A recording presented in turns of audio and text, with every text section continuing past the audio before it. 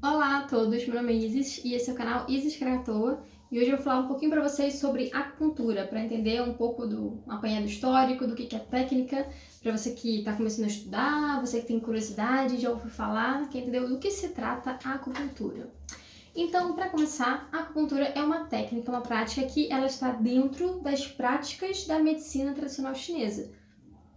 Então, a medicina tradicional chinesa, ela tem sua história milenar de, a gente sabe, de mais de 3 mil anos, e às vezes a gente pode até pensar mais do que isso, né? A gente tem relatos de terem sido das possíveis primeiras agulhas que poderiam ter sido usadas para algum estímulo terapêutico de mais de 6 mil anos antes de Cristo, feitas de pedra afiada, de ossos, mas isso é um dado mais rudimentar, assim, né? Uma coisa que não tem muita certeza. O que vai começando a mostrar alguma coisa, lá 3.300 antes de Cristo, a gente tem um relato, a gente encontra, né, é encontrado um corpo que é do homem de gelo, se vocês pesquisarem, vocês vão ver, um homem congelado que é datado de 3.300 a.C., e no qual ele tinha umas tatuagens de trigramas no corpo.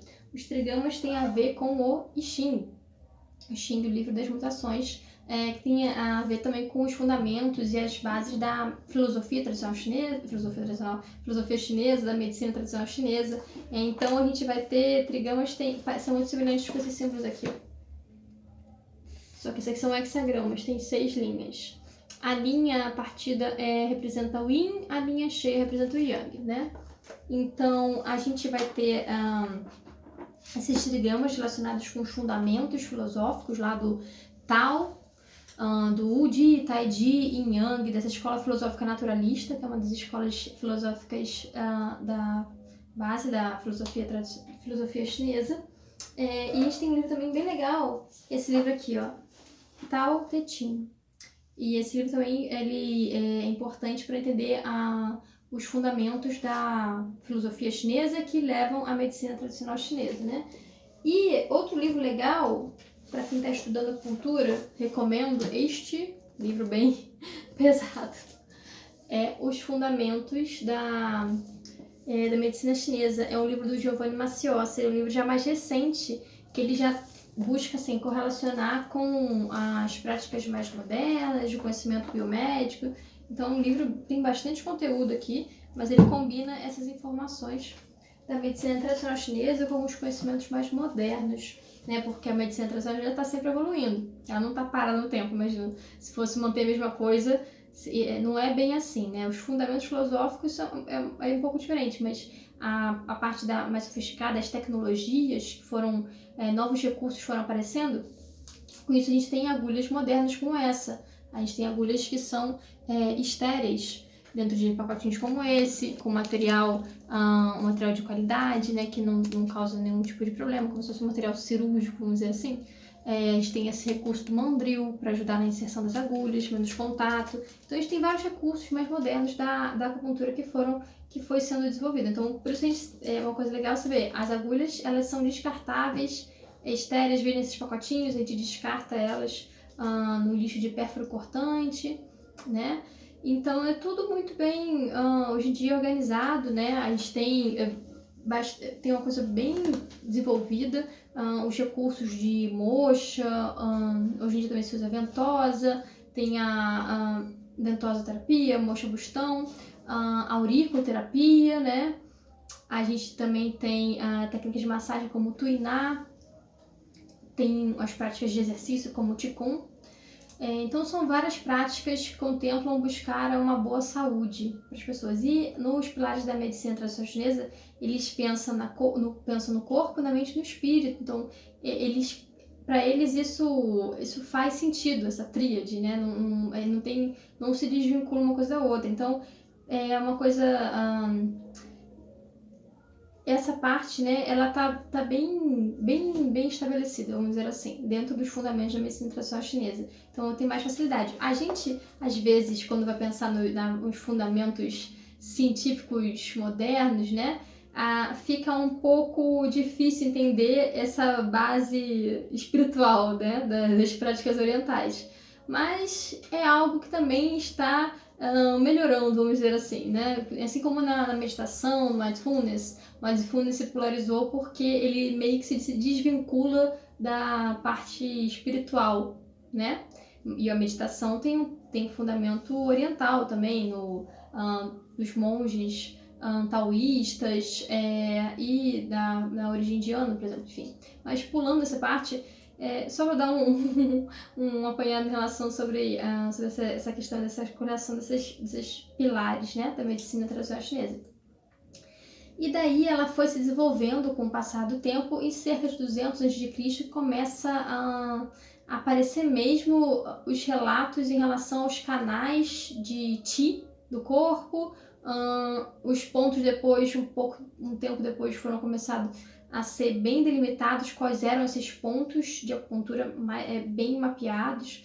Segundo a medicina tradicional chinesa, eles teriam 12 canais principais e teriam pontos distribuídos nesses canais. E esses pontos, ao serem estimulados, poderiam ter uma função específica, né, como melhorar determinadas dores, melhorar a função de alguns órgãos e outros tipos de coisa, de comportamento, a parte emocional. Então, tem por exemplo, melhorar a ansiedade, por exemplo, esse ponto C7, ele é bem um ponto clássico utilizado para isso, e dentre outras aplicações. Então, a gente utilizaria esses pontos que seriam mapeados no nosso corpo, pontos que estariam nesses canais, os canais principais.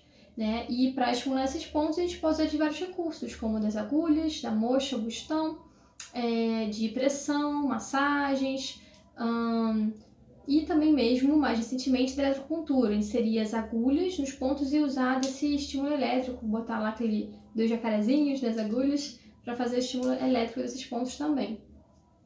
E ainda mais recentemente a gente conta com diversas publicações científicas, estudos que têm sido feito desde 1800, né, quando começaram a tentar entender os mecanismos de ação por trás da acupuntura, e aí foram propostos os primeiros mecanismos neurofisiológicos para isso lá em 1800, né?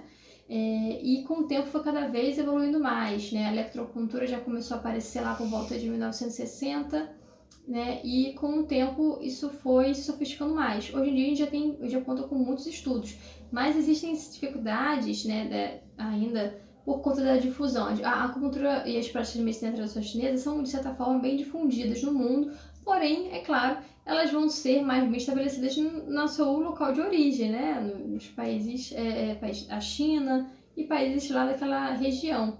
Então, a gente vai ter ela acabou sendo primeiro mais difundida na Europa, para depois chegar nos Estados Unidos, nas Américas e até chegar aqui no Brasil. Tanto que aqui a gente não tem nem uma graduação em medicina tradicional chinesa, como a gente tem já na China, né?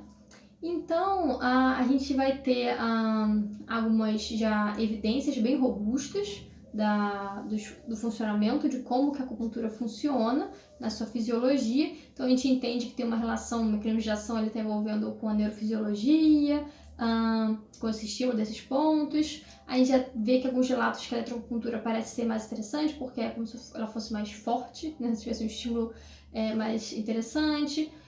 Porém, a acupuntura manual também apresenta evidências e para várias aplicações, né? A gente tem muitas evidências em relação a dores diversas, como a dor lombar, e tem vários artigos que a gente pode ver sobre essas evidências, ainda que as práticas segundo a medicina tradicional chinesa, elas sejam recomendadas para diversas condições, com protocolos específicos e seus fundamentos bem específicos, tudo isso a gente aprende nos cursos de pós-graduação, especialização lato sensu em acupuntura aqui no Brasil, no caso, né? Em outros locais, cada um local é diferente. Por exemplo, na China você tem a faculdade de medicina tradicional chinesa. Você vai aprender, além da acupuntura, várias outras práticas, como a da fisioterapia, né?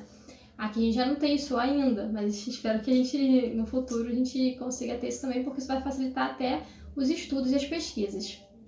Então, o que a gente vai ter no atendimento de acupuntura? Vai ser feito a entrevista, a anamnese, então vai ser feito o diagnóstico, para então ser feito, vai ser proposto o tratamento, tudo isso informando o paciente, E aí o tratamento em si que vai contar com alguns recursos variados. Não necessariamente na acupuntura vão ser utilizadas as agulhas mesmo. Você pode, como eu disse, estar usando a moxa, o bustão, dentre outros recursos, até mesmo a eletroacupuntura, a massagem no ponto específico, né? Esse ponto aqui, o G4, bem conhecido que a gente fala para melhorar dor de cabeça, dor de dente. Inclusive, até tem muitos profissionais médicos que acabam utilizando a analgesia por acupuntura. Isso é bem clássico, é bem conhecido, fazer a realização de pequenas cirurgias usando analgesia por acupuntura, eletroacupuntura, né?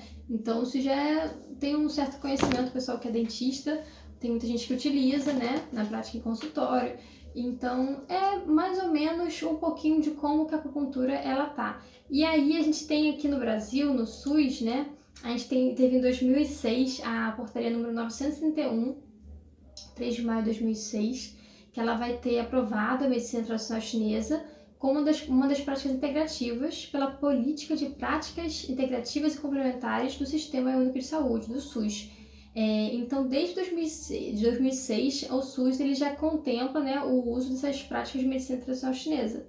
Né? E já em 2018, né, ele vai ter incluindo novas práticas também práticas integrativas. Aí vai ter surgido esse nome, o termo Práticas Integrativas e Complementares em Saúde, PICS, né, no SUS. Então, hoje em dia é entendido como práticas da medicina tradicional chinesa, elas como também práticas integrativas e complementares de saúde. Só que essas práticas, elas são diversas. Então, a medicina tradicional chinesa é uma coisa, ela é independente das outras práticas. Uma coisa não tem nada a ver com a outra. Então, se existem controvérsias em relação a outras práticas, cada uma deve ser avaliada de forma independente. Não podemos unir todas numa coisa só, falar, práticas integrativas todas são iguais. Não, cada uma tem seus princípios e fundamentos. No caso da medicina tradicional chinesa, ela conta com uma história milenar, né, como eu citei aqui, e hoje em dia também com diversos estudos, pessoas interessadas, pesquisadores, profissionais muito sérios, e ainda a prática clínica, né, que é realizada por profissionais de saúde qualificados.